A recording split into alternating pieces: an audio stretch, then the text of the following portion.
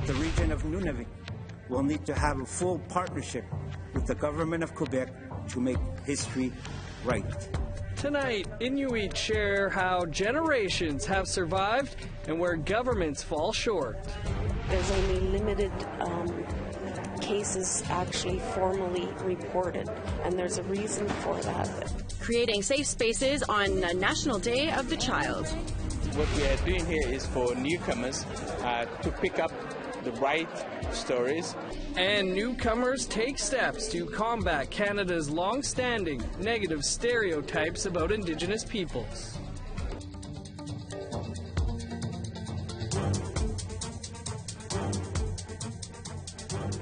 Good evening, welcome to APTN National News. I'm Dennis Ward. And I'm Melissa Ridgen. Kilsquaw Lake, 2 hours west of Saskatoon, received a new name today, one that reflects and remembers Indigenous women in a positive way. The name change was announced today at the Battleford Agency Tribal Office. The new name, Kikis Kito Tawanawak Iskwewak Sakaikan, which is Cree meaning we remember the Women Lake. Kelly Whitney submitted a name change requested to the government of Saskatchewan last year. She believes using names that reflect the Cree culture and honor Indigenous women is important. Words are powerful, names are powerful. They inform our identity, and with actions like these, we are reminding each other and telling the world that we can learn from our mistakes and move forward together. Or we remember the woman, which better reflects our history without forgetting the story of the woman. Consultation has restarted on the proposed Trans Mountain Pipeline. Indigenous groups are in Calgary for the first oral reconsideration hearings at the National Energy Board. The hearings were called after the Federal Court of Appeal quashed the approval of the Trans Mountain Pipeline expansion in August due to a lack of consultation with Indigenous peoples and a lack of environmental assessment. Robert Steedman of the National Energy Board says oral traditional evidence from Indigenous communities has been an important part of the record the board gathers. Particularly for elders and knowledge keepers, there are things they would like the NEB panel to hear that are best expressed orally. Often it's their history and various stories, and it is their tradition that it be presented orally. So we accommodate that in oral traditional evidence sessions, and that is what's happening this week in Calgary and in the coming weeks on Vancouver Island. Well, residents may have lined up to get into Iqaluit's North Mart when it reopened 9 days after an arson destroyed the warehouse part of the store. But at least one staff member is asking for an investigation into the store's working conditions. The Workers' Safety and Compensation Commission of the Northwest Territories and Nunavut says that they've received a claim by a staff member that the store's air quality is unsafe due to lingering chemicals and smell from the blaze. The commission says they inspected the store on Monday and the owners have received a copy of that report. The Northwest Company didn't immediately answer a request for comment on the report. The commission does have the power to close the store if it was deemed unsafe. However, North Mart remains open. Thunder Bay officially welcomed its new police chief this afternoon. Sylvia Hoth was sworn in as the service's first female chief. Hoth replaces former police chief J.P. Levesque, who retired last spring after he was acquitted of breach of trust and obstructing justice. Thunder Bay Police has had a lot of media attention over the last couple of years, in part because they're being investigated for how they police Indigenous people in the city. Hoth, who is a 25-year veteran of the service, said she plans to tackle 3 things. So right now we're doing the revamping of our Aboriginal Liaison Unit. It's been in existence since the mid-90s, and really we haven't really looked at the unit in terms of its role, its mandate, its composition. The second part after that for us is our recruitment strategies and really diversifying our workforce. And our third area is our training. I want something that's sustainable, something that will see an officer from the beginning to the end of their career, and not just something that they see within the first 2 or 3 years and then really never addressed again. This week, the Quebec inquiry into relations with Indigenous peoples is in Kuujjuaq, the de facto capital of Nunavut. The first day of hearings began with testimony outlining why Inuit in Quebec struggle with social issues and offered some solutions. Tom Fenario has more. The 36th week of hearings into Quebec's relations with Indigenous peoples began with tradition and a quick lesson in Inuit resiliency. My ancestors learned to live off the land and its animals using everything. They invented the hayak and the igloo. It was out of necessity. Our form of education was straight and simple. If you do this, you live. If you do that, you die. Tunu Napatuk is a former mayor and a well-respected community member of Kuujjuaq, Nunavut's largest village. His testimony emphasized that when viewed through the lens of 4,000 some odd years of Inuit history, the social struggles being faced by Inuit in Quebec are a recent cause of colonialism. It's only just 60 past years that all these changes started. Jennifer Munnick is the chairperson for the Kativik Regional Government, the administrative body that provides services throughout Nunavut. During her testimony, frustration with government funding for health and justice services in her region was evident. We're constantly overwhelmed. It's like we're trying to swim over, keep ourselves alive. I feel bad for the health sector. They're the ones that get the end of this, the frontline workers. One testimony did offer a glimmer of hope. Two representatives of Project Sayuk gave a presentation on how their organization is serving as a liaison between community programs and the justice system. Among their projects is a program that takes troubled and vulnerable men out onto the land for cultural purposes. Another is a wellness court, which they hope can serve as a partial alternative to Quebec's overtaxed and failing traveling court. Say someone was arrested and it's someone who may have issues with addictions. They could be someone who would be met by a member of Sayuk. Should they be willing to try to go through treatment, it would be something that would be suggested. And it would be suggested with their lawyers as well and presented to the court. Sayuk is meeting with representatives of Quebec later this week to see about going forward with the community court. For Tunu Napatuk, it once again comes back to survival. But this time, he says the Inuit can't do it on their own. I can do my share as an Inuit. I will try my best with my children. But the region of Nunavut will need to have a full partnership with the government of Quebec to make history right. Tom Fenario, APTN National News, Kuujjuaq, Quebec. It's time for us to take a quick break, but there's still much more news to come. And coming up tonight after this newscast is a new episode of Face to Face. Our guest is Minister Carolyn Bennett, who responds to some of the criticism from commissioners for the National Inquiry, who feel their recommendations in their interim report were not acted on. A lot of their recommendations around getting on with commemoration, getting on with dollars for healing, getting on with some of the changes in policing and the RCMP in terms of the major crime units, being able to deal with best practices. I think that at the same time in June, as we announced the extension, we were also able to announce significant investments in what they had asked for in their interim report.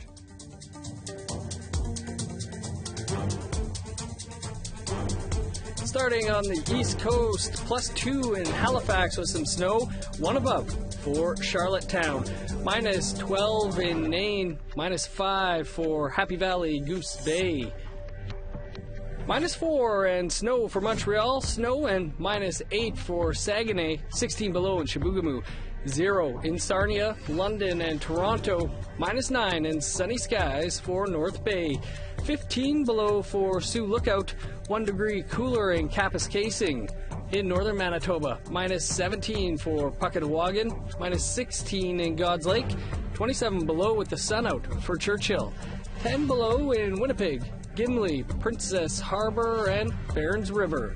In Saskatchewan, +8 for Swift Current. 2 above for Regina and Saskatoon. -14 in Stony Rapids, 0 for Meadow Lake.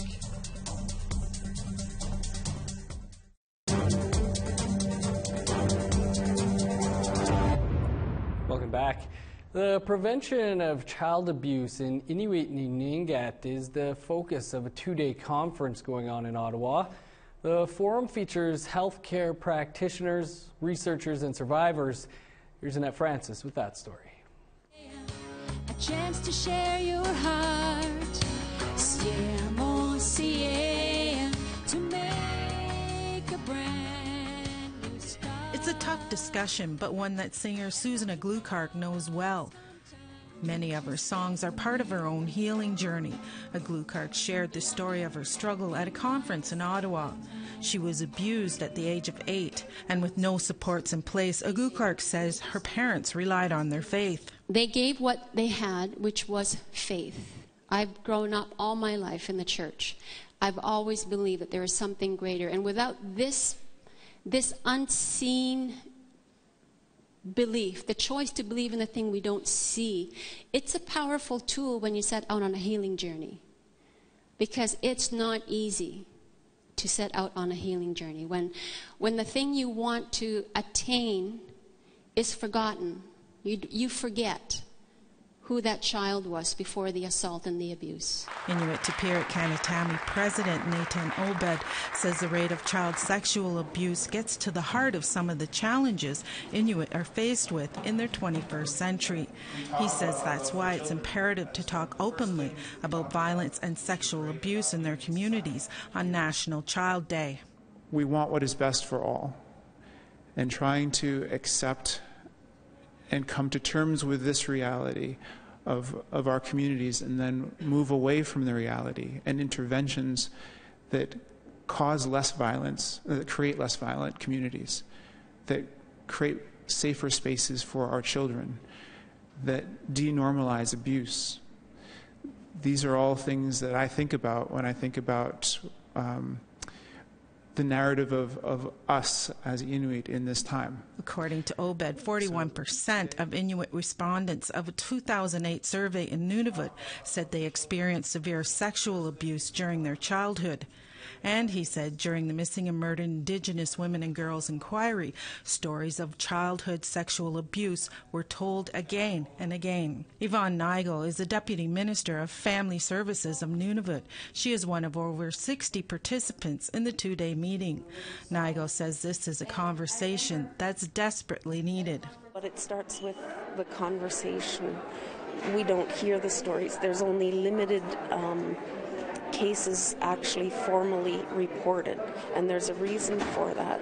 It could be culture, language, so many reasons, fear in a small community, but it takes starting the conversation, and I think that's starting. According to Glukark and Nigel, a new approach to the prevention of child sexual abuse is needed in the communities, and that's why they're here.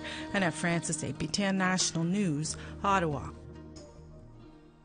Newcomers to Canada have few resources to understand this country's First People. The result is often stereotypes and misconceptions.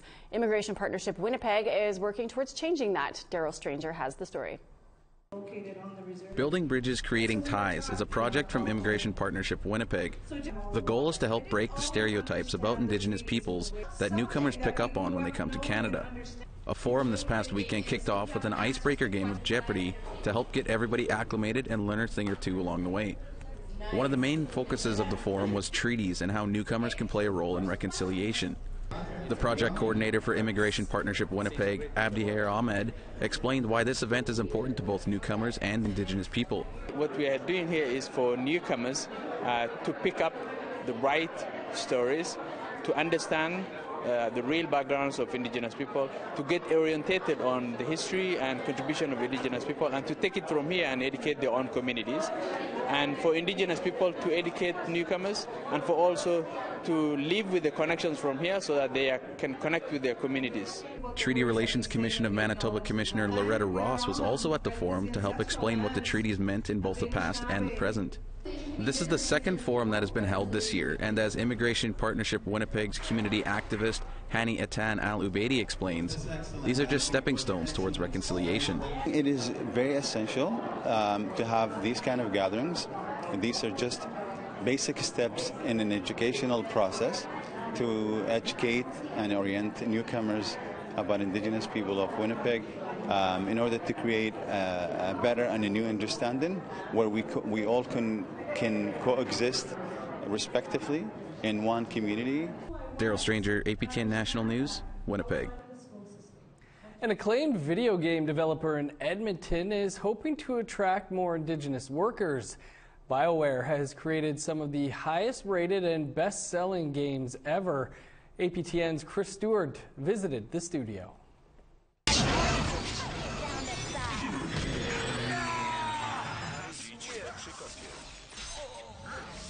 For over 20 years, BioWare in Edmonton has produced some of the highest rated video games.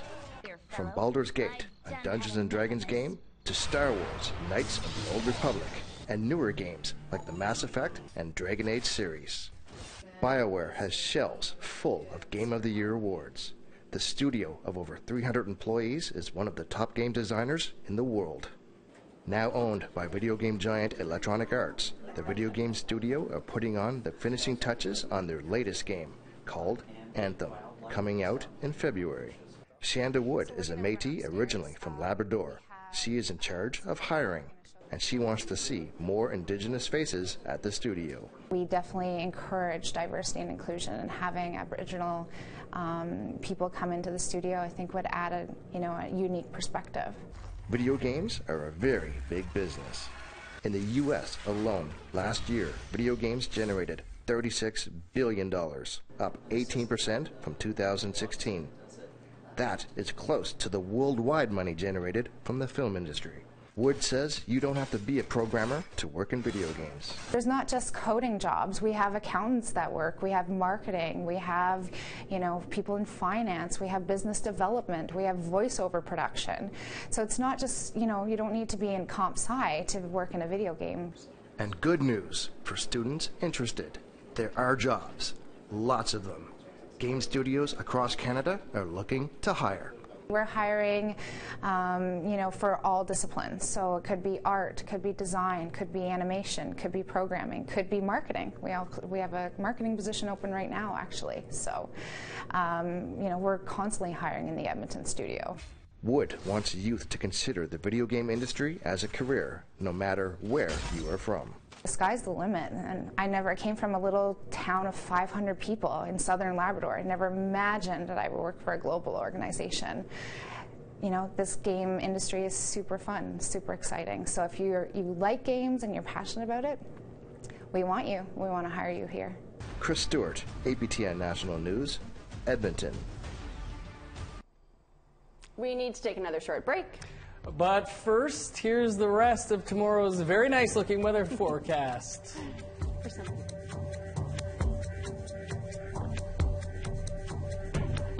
Picking back up in northern Alberta, a beautiful day, 6 above for Peace River, +4 for Grand Prairie and Fort McMurray. Look at these temperatures, 14 above for Lethbridge, +12 in Medicine Hat and Calgary, 9 above for Edmonton and Red Deer. On the west coast, 11 in rain for Tofino, +10 for Victoria and Vancouver with showers. -5 for Fort Nelson, +5 in Prince George, +7 for Prince Rupert.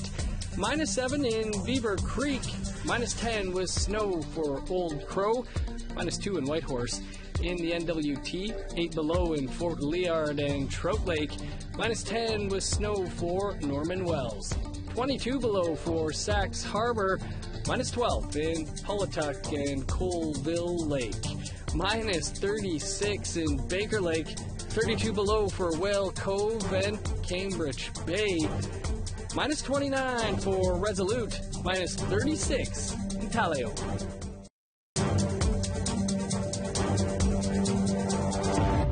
Welcome back.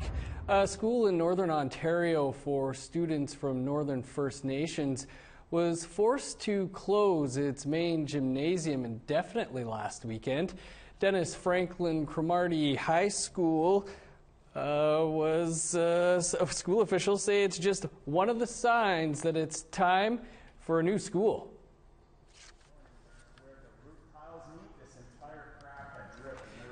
Condensation buildup from the roof and walls began leaking onto the floor, causing students to slip and fall. It's one of 2 gymnasiums at DFC. Its closure putting the school's athletic season and student safety in jeopardy. While they find a temporary solution, school officials say the federal government has requested a feasibility study for a new facility. It's an issue that we've been dealing with for a while, and it's gotten worse in the last couple weeks. We're hoping that we can put an immediate fix so the students right now don't miss out in the long term. But we're also tired of putting immediate fixes, little stopgap solutions on the major problems that we have here in the school. We're tired of putting Band-Aids on it, and our students deserve something new, something that works, that we can count on. 3 more Indigenous people received their Orders of Canada today, nearly a year after they first learned of the honour. But as Todd Lamoran reports, the first recipient needed some help putting her medal and got it from the Governor-General herself. Carol Hopkins was made an officer of the Order of Canada, but before the official picture could be taken, an adjustment was needed. Governor-General, Her Excellency, was kind enough to move my braid so that this would sit appropriately. And then I had my medallion, which was conflicting somehow for the picture, so we figured it out. Hopkins received the award for using Indigenous knowledge and culture in her work on addictions and mental health, something that will be highlighted by today's event. I hope to be able to use it as a platform to continue to advocate for the place of Indigenous knowledge and culture as the foundation, not as an afterthought, not when it's convenient, but the foundation and the starting place. Dr. Marie Yvonne Delorme became a member of the Order of Canada for being a leading entrepreneur. I believe as Métis, we have always been entrepreneurial in our spirit, in our history, and in our outlook. But Delorme's other passion is ending human trafficking. She sits on the board of the Canadian Centre to End Human Trafficking. This is a very unique organization, and we are embarking on an initiative to focus on setting up a national hotline to deal with the issue. And this is very unique. It replicates a model that exists in the United States but does not exist in Canada. David Crate is chief of the Fisher River First Nation in Manitoba. He thinks he got the order because his community is a leader in economic development, renewable energy, and one other thing in particular. Especially in the area of education, we've developed a model in our community that is now reaping a lot of benefits. Our graduation rate is one of the highest in the province for First Nation schools. Even our post-sec graduation rates are up. As an Indigenous leader, he never had second thoughts about accepting the medal. No, I think for talking with membership back home, they were very pleased because it's not only for myself, but it's for the people of Fisher River also. Oh yeah, and SCTV alumnus and Home Alone star Catherine O'Hara was also made a member. Todd Lamoran, APTN National News, Ottawa. I love her. I think you should get an Order of Canada for saying that Saskatchewan Lake new name. No, I tried my best, but it's not easy to learn free on the fly. No, on the fly, exactly. Well, that's your APTN National News for tonight. You can always find more on our website, aptnnews.ca. I'm Melissa Ridgen. And stick around. Face to Face is next. Our guest is the Minister of Crown Indigenous Affairs. We discussed the proposed framework agreement, the national inquiry, and how the former INAC critic grades her own performance in the role. I'm Dennis Ward. Have a great night. Sounds like a good one.